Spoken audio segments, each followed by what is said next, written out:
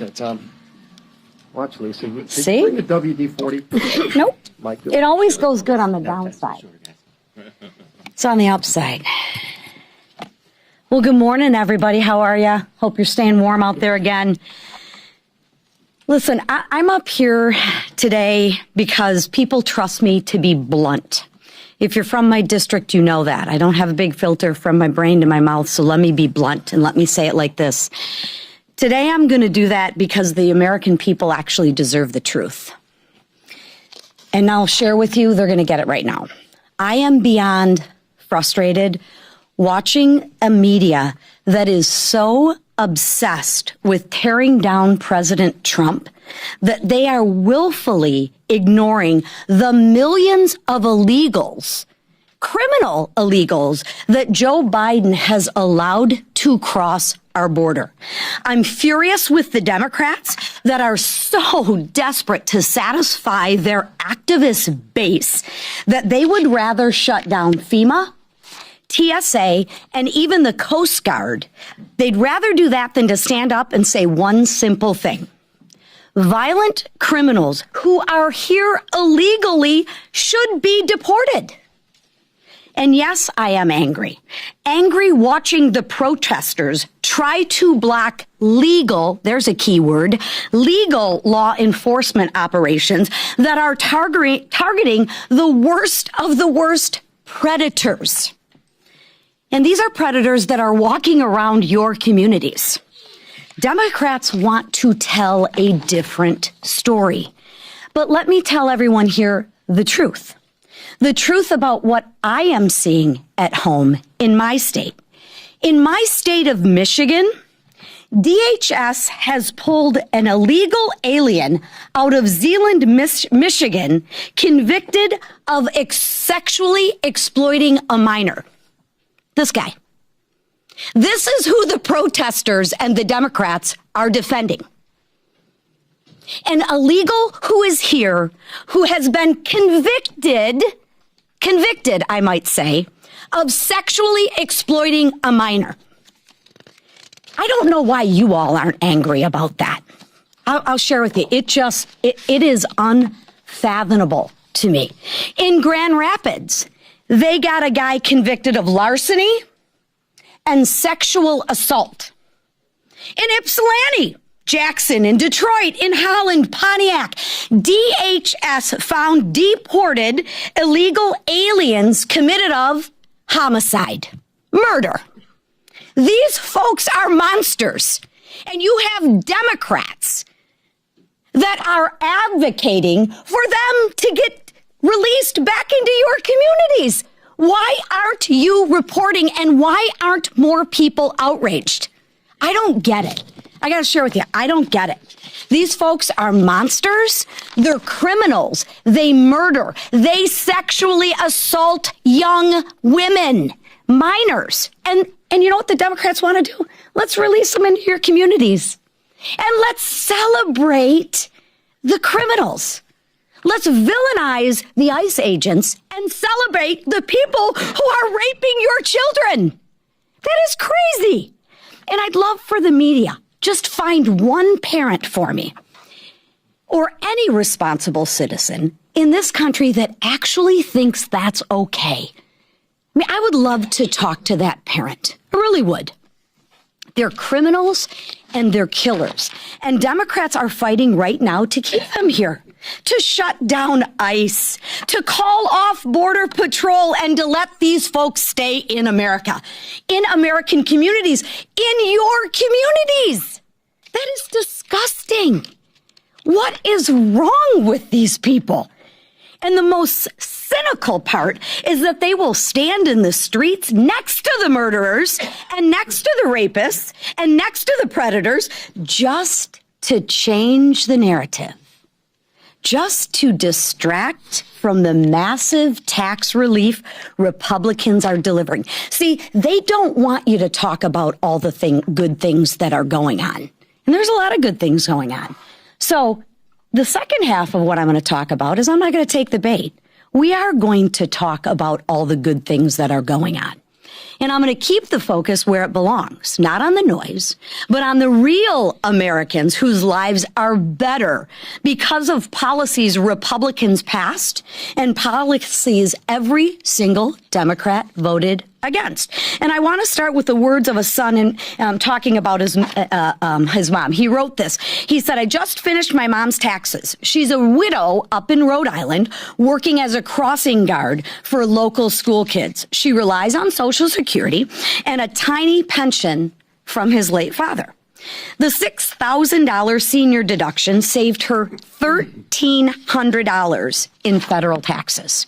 Now, if you're from Michigan, you've seen this scenario before. It's cold. You get your winter coat out. You stick your hand in your pocket and you find $20 and you're excited. You're like, okay, cool. This is going to be a good day. Imagine finding an extra $1,300 in that coat pocket. That's what happened. And all across the country, seniors are seeing bigger refunds. Workers are seeing bigger paychecks and families are finally getting some breathing room. Why? Because Republicans ended the double taxation on Social Security. Because we made sure 88% of seniors will pay zero federal taxes on their benefits. That didn't happen by accident. And sadly, it didn't happen unanimously either. Every single Democrat voted against the $6,000 senior deduction. Shocker. The same Democrats that are for the violent rapists and murderers being released back onto your communities. Yeah, I'm not for giving the seniors $6,000, but I am for making sure that we make sure that those violent criminals get a fair shake. Right? Let's release them back into your communities. Every single Democrat voted against giving grandma just a little relief after Bidenflation hit seniors harder than almost any other group. Every single Democrat voted no, not just against the greatest generation, but they voted no against the next generation too. They voted against expanding the child care tax credit. They voted against jump-starting the American dream with the Trump investment account. They voted against 15% tax cut for families and workers building this country every single day. That's what they're against. Ask yourself, what are they for? Kind of interesting, either. You know? I'm going to share with you. They're for these people. They're not for the seniors. They're not for the law-abiding citizens. They're for these people. These are the people who they protest against. Isn't this great? That's who the Democrats are. I wonder what they have to say about that. Republicans, though, we chose a different path. We made a promise to deliver real economic relief, and we're doing it. And we're doing it this week, I want to highlight, for the seniors and for every family and for every worker at every stage of life. That's what governing looks like for legal American citizens. And that's what our leadership team is delivering. And with that, to talk more about it, because he has one of the highest population of seniors in his state, is a friend of mine, Mr. Herodopoulos. Thank you, Lisa. It's morning in America. I'm very excited to be a part of this team that delivers results and actually backs up campaign promises.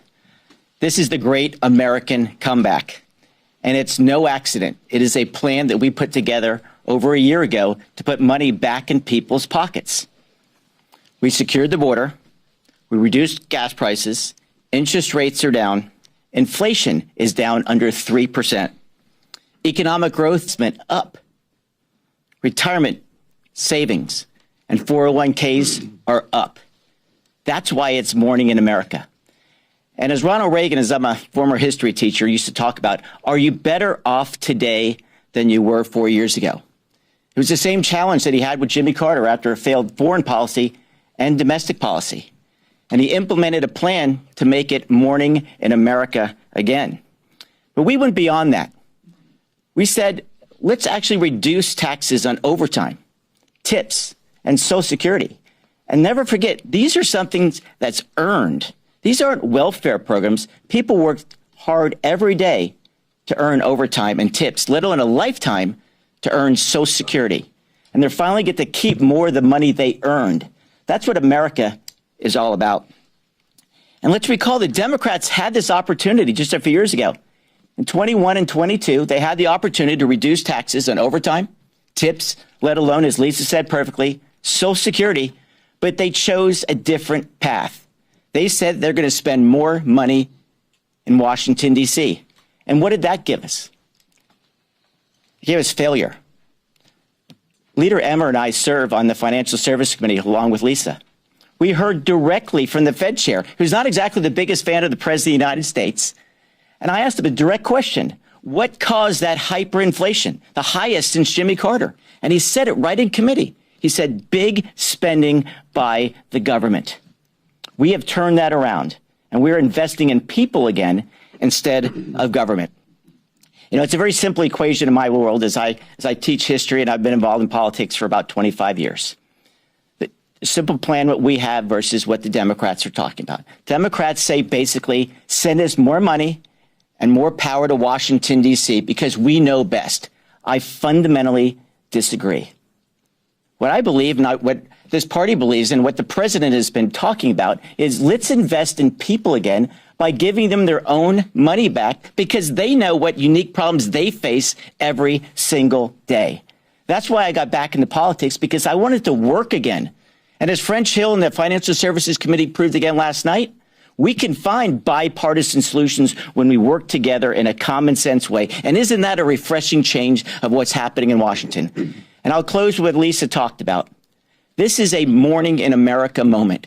People feel like there's optimism once again. We're leading overseas. We're leading here at home. And we made the fundamental promise, and we kept that promise, that we would secure the border and go after the bad guys who are ravaging these cities. That is the fundamental difference between what the Democrats did and what we are doing now to save America. I appreciate this opportunity. I am so excited to be a part of this team who listens, and despite micro majorities, pushing an agenda that the American public unquestionably wants.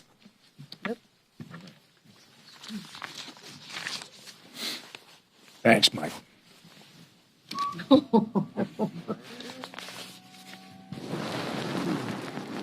Gotta make this go.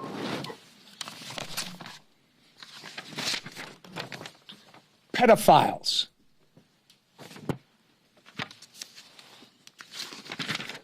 Rapists.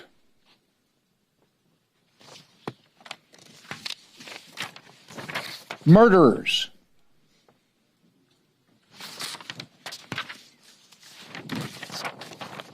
And drug traffickers. These are just a few of the criminal illegal aliens that the brave men and women of Immigration and Customs Enforcement have taken off the streets of Minneapolis in the recent months and weeks. These violent criminals, many of them imported into our country during the Biden administration, have no right to be here, nor do they have the right to wreak havoc on our communities, leech off our welfare programs, or vote in our elections. This is common sense to everyone except our colleagues across the aisle. Instead of protecting the American people and restoring the integrity of our electoral system, Democrats have decided to put their stake in the ground for the exact opposite. Their current list of so-called demands for DHS funding are comparable to mass amnesty for criminal illegals. To put it plainly, Democrats want to stop immigration enforcement almost entirely. They're even willing to shut down vital government functions like TSA, the Coast Guard, and FEMA to do so.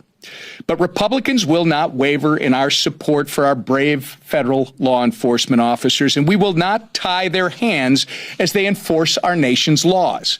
Republicans also will not waver in our pursuit of restoring integrity to our elections. That's why we're voting this week on the Save America Act. Mandating photo ID and proof of citizenship to vote in federal elections isn't just common sense, it is widely popular. Yet Democrats are fighting tooth and nail to oppose it. Chuck Schumer even recklessly equated the bill to Jim Crow. No matter which way they spin it, the Democrats' opposition to this bill is suspect at best.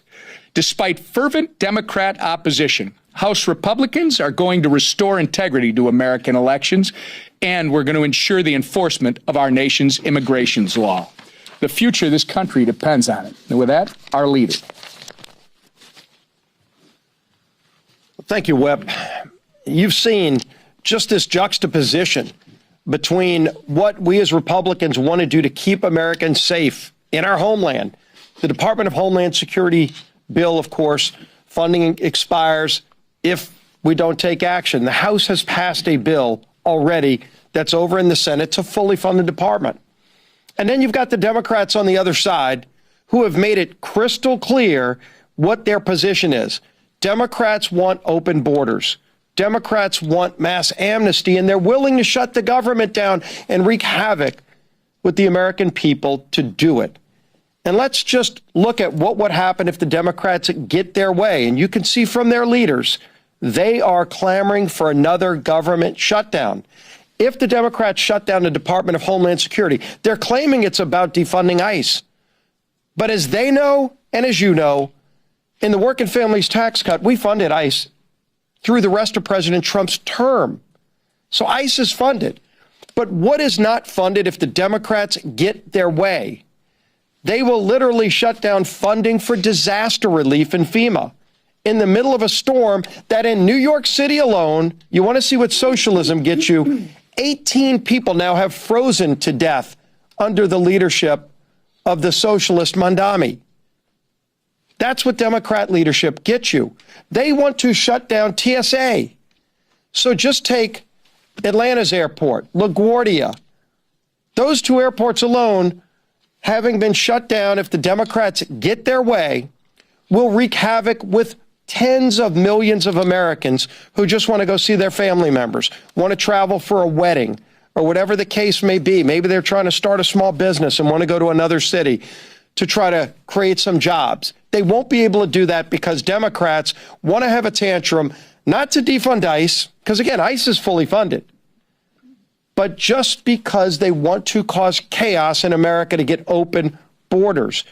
That's part of their wish list and their demand letter they sent to President Trump. And of course, the Coast Guard. The Coast Guard comes in and rescues people when disasters happen. They want to shut them down. They interdict boats that are bringing drugs into our country. That's who the Democrats want to shut down this week. Luckily, Republicans in the House have sent the bill over to the Senate to prevent this kind of chaos from happening. We'll see what happens in the Senate. The president's trying to negotiate with Democrats, but they've proven they really don't care about the American people.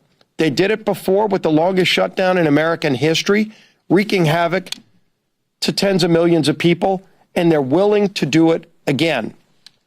Now let's talk about some of the other things we're moving this week. We have another number of bills.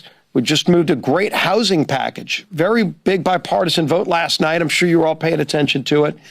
Almost 400 votes to get a bill that French Hill and his committee delivered to help improve the housing situation so people can have access to buying a home again in America.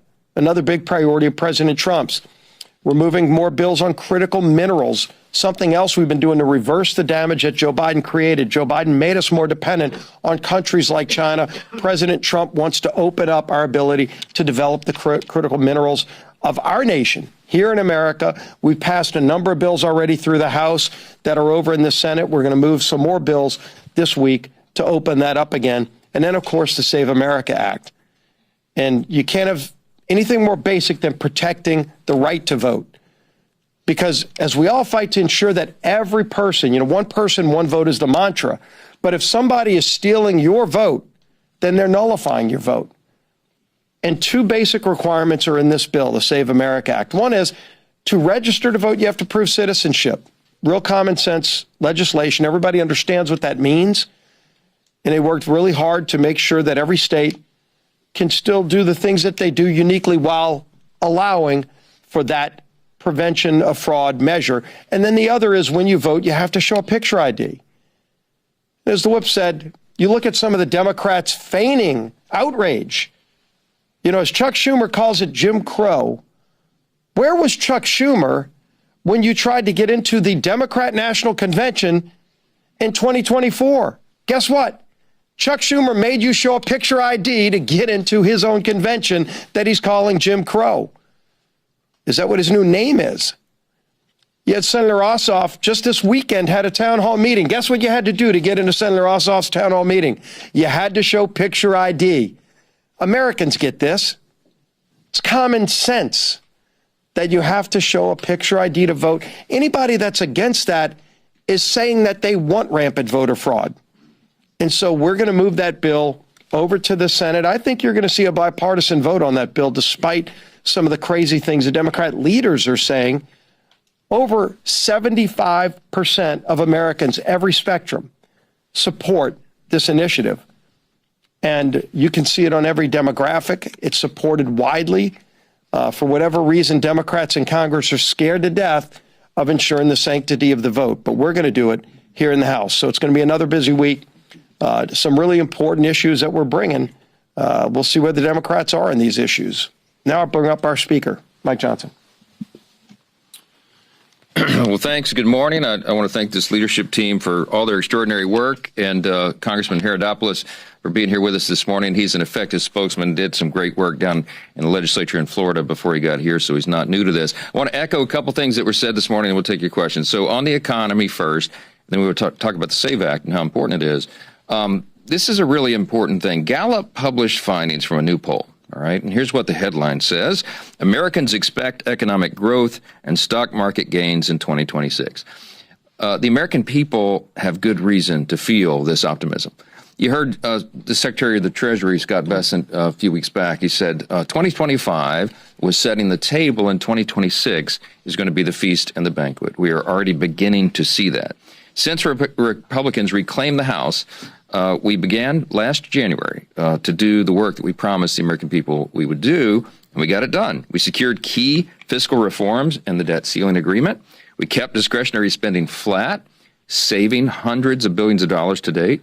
We secured a $1.6 trillion cut to mandatory spending through the working families tax cuts and so much more. And that's just in the House. President Trump's been very busy as well.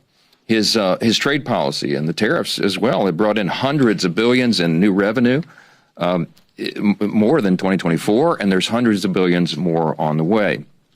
President Trump's policies have reoriented global trade. It resulted in trillions in commitments for foreign direct investment here, a reduction in the trade deficit, and all-time highs for U.S. exports. And we're just getting started. We have all the necessary ingredients for economic flourishing.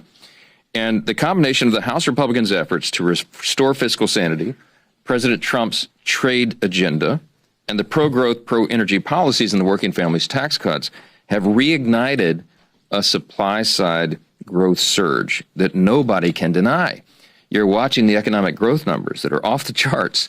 It's going to be over 5%. I think 5.4% is the estimate for what Q4 would finally yield, and Q1 of this year is expected to continue that surge. And we think that's going to happen all the way through the year. And so do the voters, so do the American people, according to the polls.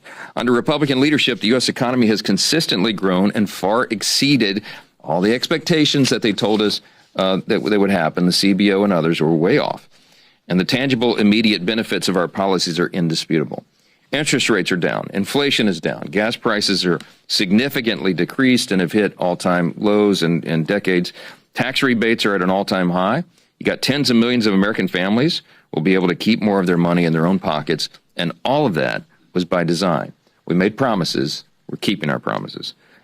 By every conceivable metric, Americans are better off today under Republican governance than they were under the Democrats, and these trends are only going to continue. Democrats keep talking about affordability. Republicans are delivering it. That's the theme. That's what happens here all the time. Democrats give you lots of talking points, and a lot of the outlets of the media amplify their messaging. But we are delivering actual results. We're not just talking about it, we're doing it. And that's what people see. Let me talk about the Save America Act, because you've heard a lot about it this morning. It is very important. Another thing that is very important to the American people, and another thing that the polls show that everybody's in favor of. Common sense legislation to just ensure that American citizens decide American elections. It really is that simple. Remember, House Republicans have already passed the SAVE Act during the last Congress and the current Congress. I was one of the original champions. When we first had the press conference out on the House steps to introduce the SAVE Act, Chip Roy and I and Mike Lee in the Senate and others were there to say that this is long overdue, because we know that non-citizens had been participating in elections, and it was a simple thing to say that we need to make sure you have to have proof of citizenship when you register to vote. Everybody should be in favor of that. I mean, it's what the law requires and anticipates, and we got to make sure it happens. So now we have the Save America Act. It's identical legislation as the SAVE Act on the proof of citizenship, but as you heard, now voters would have to display a valid ID to participate in federal elections. Again, a no-brainer. So in other words, it simply requires you are who you say you are in order to vote. And if that sounds like a no-brainer, it's because it is. The question is often asked by pollsters, and the polling consistently shows 80 to 90% of Americans believe that proof of citizenship and proof of a valid ID should be required to vote.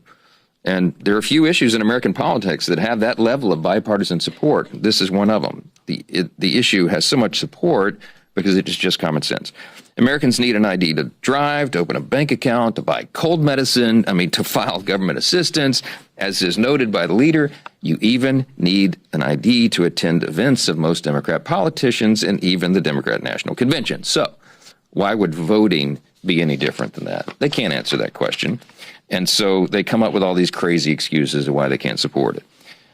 They've attempted so many arguments to oppose the passage of this simple legislation. First, they argued that we were too close to a federal election to make changes to voting procedures. That was last Congress, and of course that was nonsense. Then they argued that non-citizens and unregistered individuals don't actually vote. And then we proved that they did, and so then they changed their argument again. Then they argued that the SAVE Act disenfranchises married women who would have to change their last names. That was actually, you remember, that was a whole line of argument. And now, this is their current argument, now Democrats are saying breathlessly, the SAVE Act would result in voter suppression and voter disenfranchisement. It's nonsense. Do you know what actually disenfranchises voters? It's when non-citizens participate in our federal elections and counteract the votes of registered American voters. That's what we have to stop. Democrats have gone so far as to call this the return of Jim Crow laws. That's what you heard Chuck Schumer say, and he just has no shame. It's not the first time Schumer said this. Now, just think of the history of it. In 2021, when Georgia state legislators, they did it in the state, they passed the election integrity legislation. Chuck Schumer came out, many national Democrats, they called it Jim Crow 2.0. I mean, he did that thing with his hands and pounded the podium. Okay, well, here's what really happened. Georgia experienced record turnout in the 2022 election after the reforms, particularly among minority groups. And in fact, the poll commissioned by the University of Georgia after the election, they went to ask people how they felt about that election and how it was conducted. And they talked to black voters. And the respondents to the poll said, they said, did you have a poor experience in the election? And guess how many black voters in Georgia said after the reforms they had a poor experience? Zero. Literally no one said that. Not only were their arguments blatant fear-mongering, Chuck Schumer and everybody, they were dead wrong too.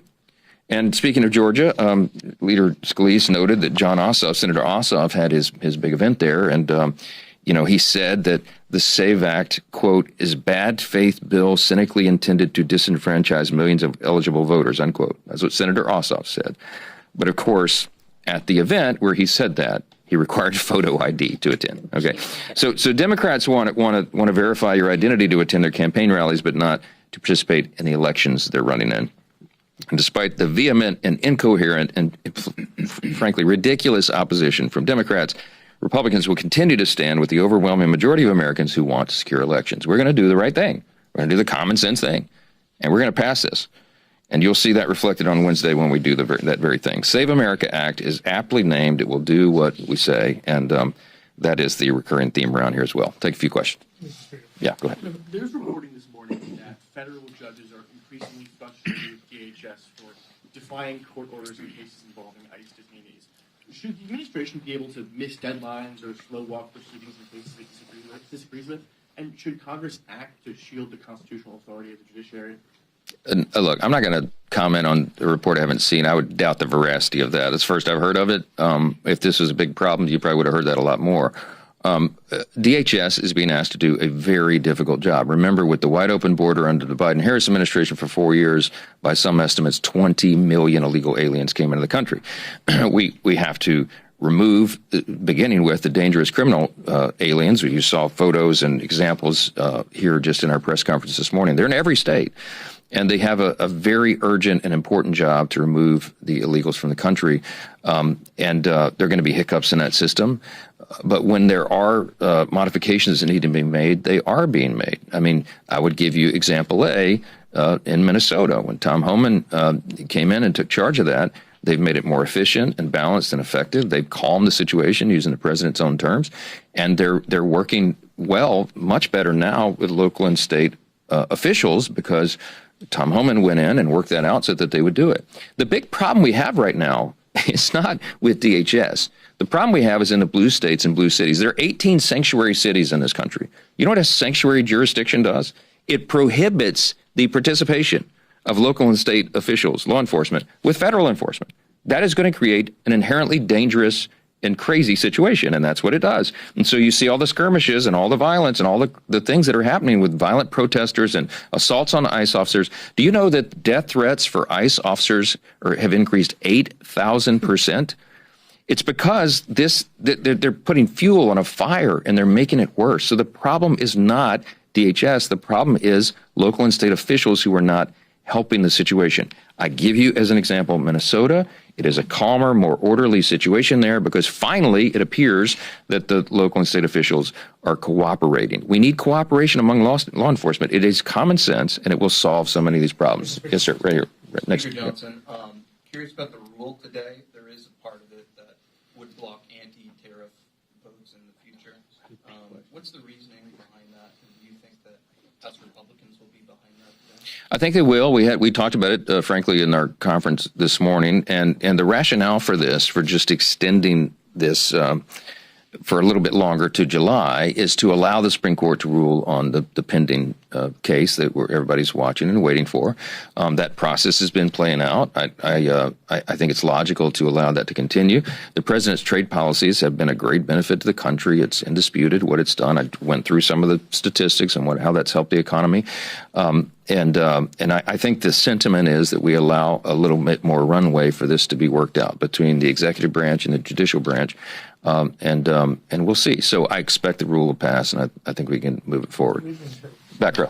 Speaker Johnson, is it your contention that if Congress doesn't pass the Save America Act, that we can't trust the results of the midterm elections in November? No, I'm not saying that. Look, the states are charged with administering elections, and we break it down to the county and Louisiana, the parish level. And there's a lot of election integrity legislation that's been handled, particularly through the red states, I'll say, over the last few years because of all of the irregularities and chaos that we've seen surrounding recent elections. I think we can trust the outcome of the election, but what I will tell you is there is still a great concern that in certain pockets of the country that there's not strict enforcement of the laws. I think the reason it's an 85 and 90% public opinion issue on the polls, that you have to ensure that only citizens vote in U.S. elections, in federal elections, and that you have to have a voter ID, is because it eliminates even the appearance of impropriety, even the appearance of fraud or controversy. Why would we be against that? There's only one logical reason the Democrats are opposing this. They want people to participate in the elections who are not supposed to. That's what the wide open border was about. This is not like everybody just think of it logically. Why would they make an argument that you can't show a simple voter ID to vote? It's absurd. So the fact that they're so vehemently opposing this is very telling about their agenda and their motivation. And I think that should give all of us cause to pause and think, I wonder what this is about. So look, I'm not saying that you can't agree to the veracity of the upcoming election. I'm saying we have an obligation, we have a responsibility and a duty to do everything within our power. I mean the Congress and all of us as citizens, everything within our power to ensure that is free and fair and safe and legal in every way possible. And if you can provide an ID and eliminate the possibility of illegals participating in elections or people who are not who they say they are, that is good for everybody, good for the election system, and you must have a free and fair election system to maintain a constitutional republic. This should not be a controversial thing. Yes, ma'am. Yes, ma'am. With the Senate getting ready to move on a potential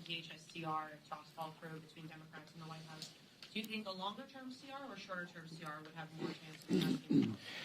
I'm going to go meet with Leader Thune in a couple hours, and we're going to sit down and go over all this to find out where their mindset is. We've not moved to CR here because our position is the Senate should pass the House passed Homeland bill. We got it done. We did the work in the House, and I think they should get that through. So us offering a CR would be a concession that we don't believe in that product, and that's just simply not the case. We'll see where they are. I'm not going to prejudge the length of it or where it should be. I'm very hopeful. I mean, we still have time on the clock. When there's a will, there's a way, and if they can come to an agreement on this and get it done, that will behoove the whole country. As Leader Scalise said a moment ago, they're holding this up has nothing to do with ICE. Immigration, customs, and enforcement. We've already funded that all the way through the end of the Trump administration and the Working Families Tax Cut, the big, beautiful bill. So what they're playing with, as he noted, is TSA and FEMA, the Secret Service, the Coast Guard. You're talking about agencies that are designed. The reason they're in the Homeland Security bill is because those are the agencies charged with keeping Americans safe. Why would Democrats play political games with that?